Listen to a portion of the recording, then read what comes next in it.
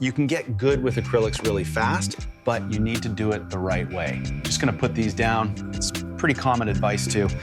I've been painting with acrylics for over 15 years, and honestly, that advice couldn't be more wrong.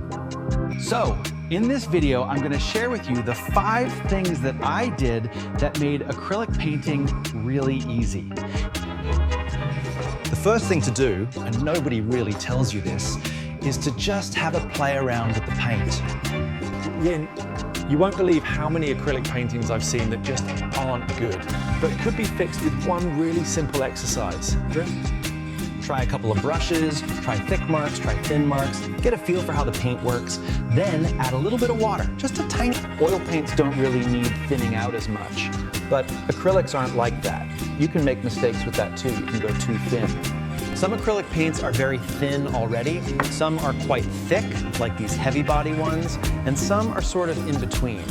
This is gesso, so it doesn't really matter which brand you use, but the gesso helps the paint stick to the canvas.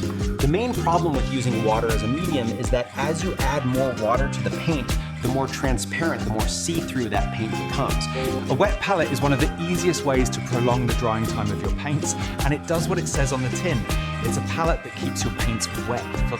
I use this a lot for portraits because when you're painting fur or details, you don't really want those paints to be drying. And we're not constantly having to add water to our brush, because if you do that, what tends to happen is that paint becomes far too transparent.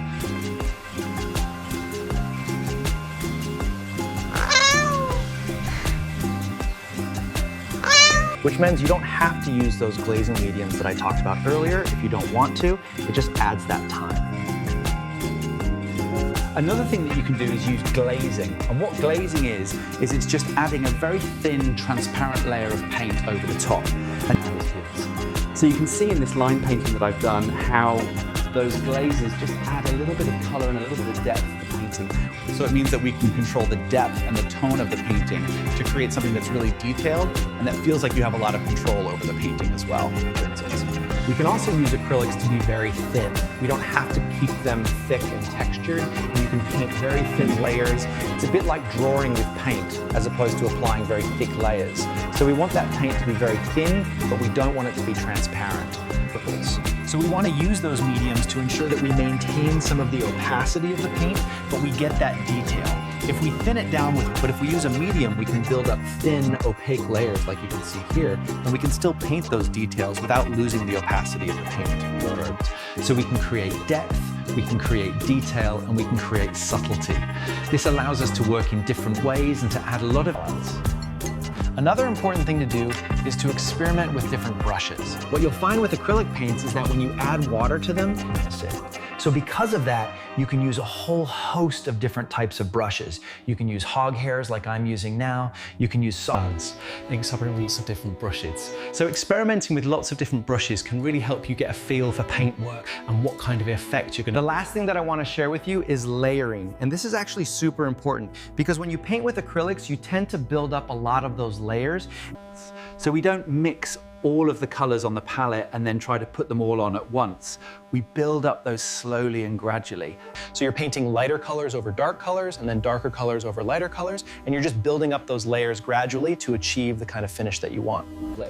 So painting with layers is something that's really important with acrylics and something that you're going to want to learn to embrace. Once you start painting with layers, you don't need to try and get all of the details in with one brush stroke.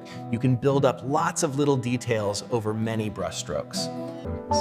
If you've enjoyed this video and you found these tips helpful, make sure to like and subscribe to the channel. And if you want to learn even more about painting and drawing, an oil painting-like effects and really highly detailed, highly rendered painting with acrylics, you need to build up in layers. One, doesn't require any extra materials, and two, I believe actually results in a much better finish to the painting.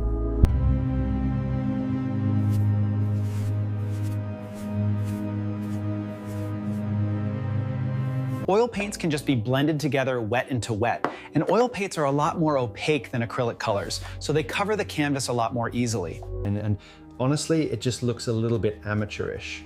But the solution to that is building up in layers. We don't need to rush either. We can be a lot slower and a lot more controlled than other people would have you believe when you're working with acrylics. It's okay to be slow. It's okay to be deliberate with what you're doing. We don't need to rush. We can use the drying process.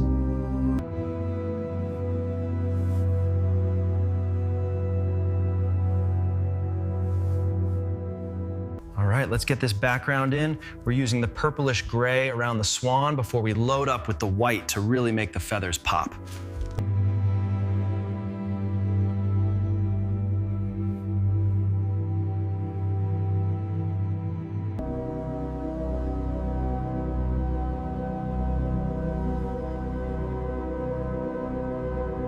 We don't have to race. We can build up lots of layers of acrylics much faster than oil paints because they take so long to dry.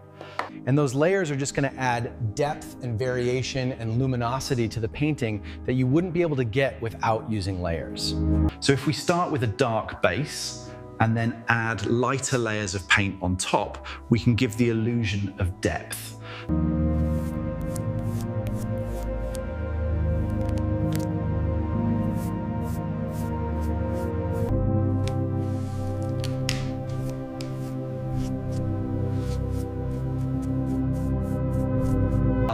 It looks like there are 3 different layers to the painting, which you can actually reach through and almost touch and feel. And that's especially good for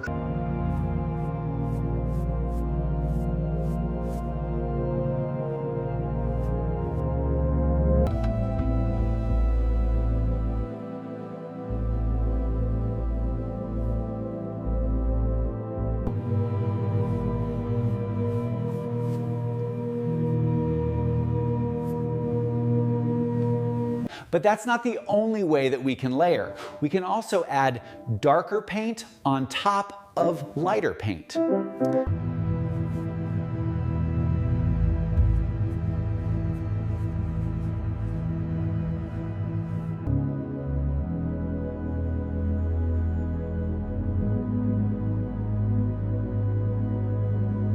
But we can also use it to adjust the colors or create vibrant, luminous colors, which you wouldn't be able to do without using that layering technique.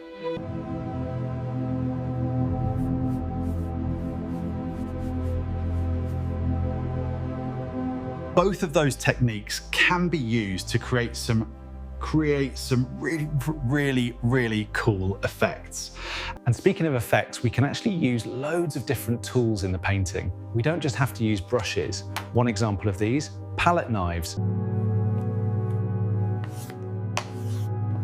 Den entschärfte också korrigen sentams, do who say.